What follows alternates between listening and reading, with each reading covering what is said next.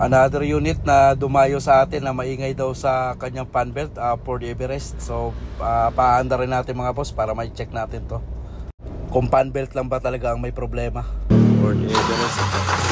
Yan o, ingay.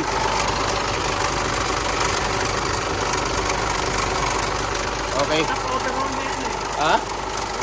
Sinap overhaul?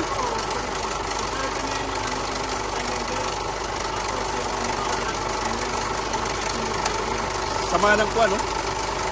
Patay mo ulit, sir.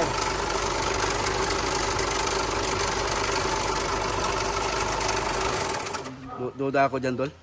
Tanggalin mo nga to. Tapos, tanggalin mo tong timing cover. I-timing mo rin. Parang tumalon sa timing yan o yung tensioner niya pumapalo sa loob ng timing. Yan, sir, ang ano dyan eh. Yan lang ang pagkakalakan dyan sa timing belt. Kasi naloko ko nung pinagtamba naman ang timing belt na local. After 2 months, nalagot eh. Oo. Kaya doon nadali yung mga rocker arm mo. Oo. Eh, hindi naman sinabi sa akin na, mali ko ka ako sa ano. Saan pa kayo galing sir? Ang Uno, Rizal? Ang Uno, layo. Ayan si sir, oh. Dinayo tayo. Tingnan natin kung masosolve natin yung problem ni sir dito sa Ford Everest. Medyo akala ko tawag mo kahapon belt lang eh. Pero pandinig ko hindi ano sir eh. Hindi belt eh. May kakaibang ano to, tinatagong ingay. Hindi na umalis kaya sabi ko punta ako naman kaya si Boss Jojo. Sabi ko kahit medyo malayo. Sabi ko, saan po kayo?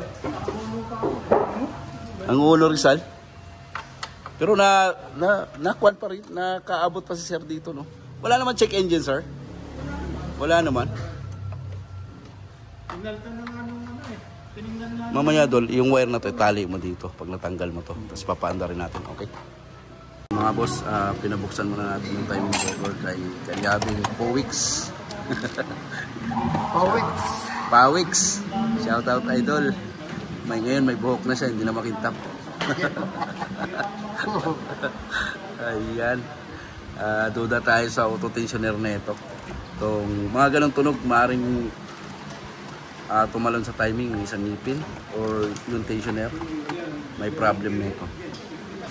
Papaanda rin natin na wala yung timing cover para makita natin yung laro ng timing belt kung nasa normal ba o abnormal yung laro ng timing belt. Buksan ko muna ito, sir. Mamaya paanda rin natin yung walang timing cover.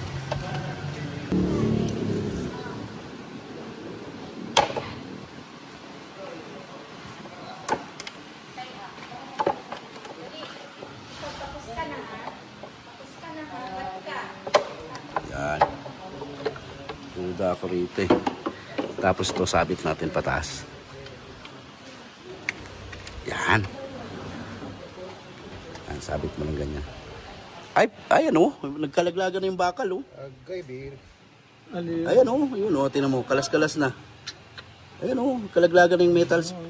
I-start mo nga po weeks. Tingnan mo, ang laro ng timing belt mo. Maswerte ka pa rin, hindi... Ay oo, hindi na putol no. Ipaanda rin mo lang saglit para makita nila. Ayan oh, baka maano to. Ayan o, lagas-lagas eh. Halika sir, para makita mo ng diretso.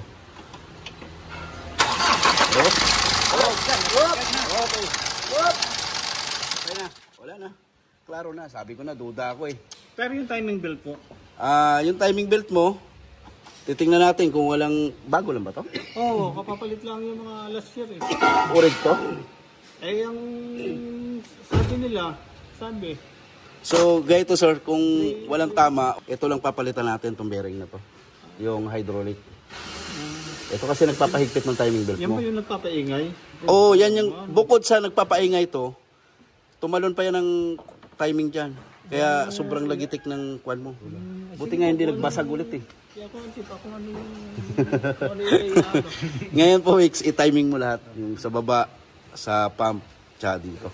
No? Makakaigi. Sabi ko na eh, duda ako eh, wala sa fan belt eh. Ako kinakabahan eh, habang nagbibiyahe ako eh. Baka itirik ako. Ako rin, tinabahan, tinapatay dahil baka makabusan ako ng ano. Steering wheel. Grabe na wala. Grabe. Talsikan yung mga kwan eh. Powder na yun. Powder. Ay sabi ko, basement na yun eh. Yung bearing parang replacement, hindi. Kaya dito talaga kailangan maingat ka dito sa tensioner, kailangan urig talaga. Oh. Mga bakal na to. Sa mga grasa siguro yan. Maluwag o ano? Lumuwag na, lumaylay na yun. Ayan. Puti nga ka mo, hindi tumalon o maros. Dali na naman sana yung rocker arm niya. Maswerte pa rin siya, sir. Swerte ka na. Okay, pakalasin niya na, Puix. Papalit mo na itong mga ano doon, no? Niripak lang ata itong lori. Sige. Tapos, Kasama mo na yan, no? Niripak lang din ito yan, no? Tingnan lang natin mamaya kung anong makikita natin. Pero halika. Dahil sa lumuwag na yung tensioner mo, ayan o, sumala na sa timing. Oo. Kaya nagiging maingay na. Tama, nakita ko nga eh. Nawala na sa timing, ano? Wala na sa timing. Gawa ko ng tensioner. Oo, gawa niyang tensioner. Tumalo na to eh. Ano yan? Tensioner bearing ba yan? Oh. Ayan o, alog na o. Giwan na eh. I-timing mo ulit. Points. Durog-durog na yung pagtanggal mo. Durog-durog yan.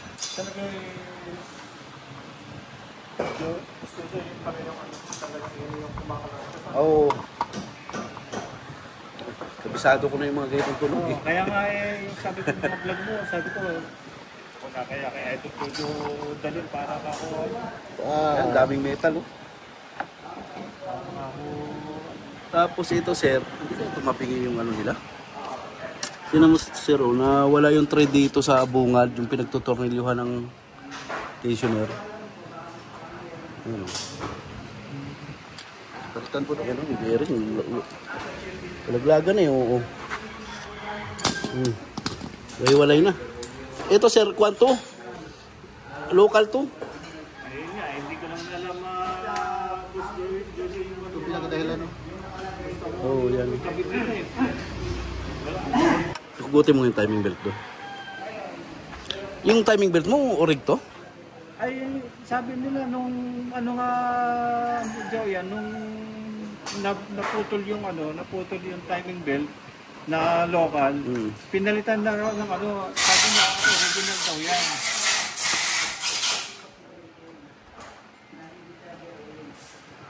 Wala namang photo.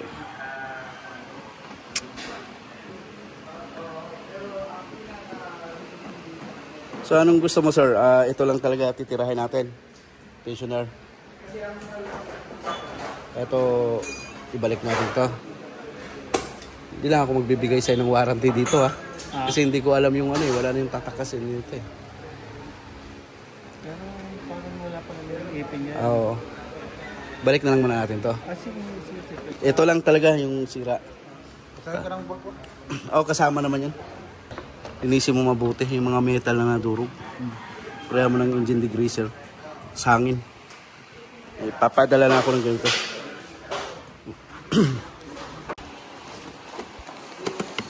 Yung magagandang klase niya na bearing sir, yung spacer niya sir, kulay brown.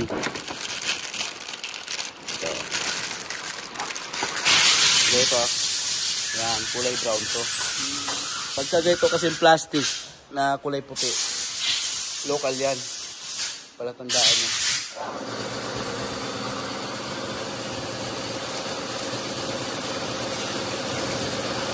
Hanggang ilalim yan, brown. Ano tawag yan? Tensioner. Tensioner assembly. Ito yung nagtutulak ng belt mo, yung hydraulic niya. Once na lumuwag yung washer na yan, gigiwang na yan, hanggat kakainin niya to. Kaya akala mo, simpleng washer yan. Importante yan, sir. Paandarin muna natin bago natin tabunan. Kasi minsan may hindi natin ilagay ang cover para sigurado lang. Start!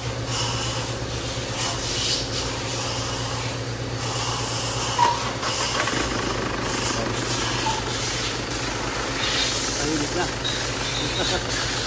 Patayin natin. Ito.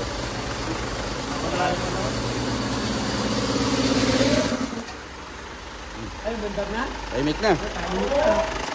Tapos, hindi na pumapagpag yung timing belt mo.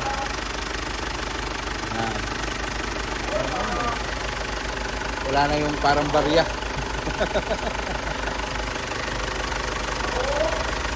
Okay, patay mo na, Idol. Patay mo na.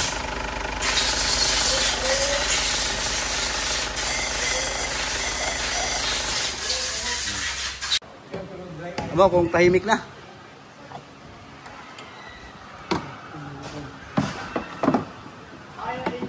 Fire! Uy! Tunog Everest na. Tunog Everest na.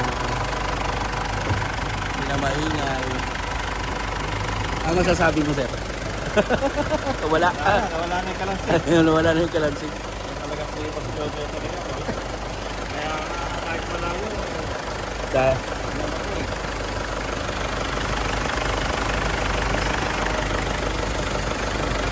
Pudol na lang, pudol. Picture kami ni sir. Dilim. Yan. Thank you.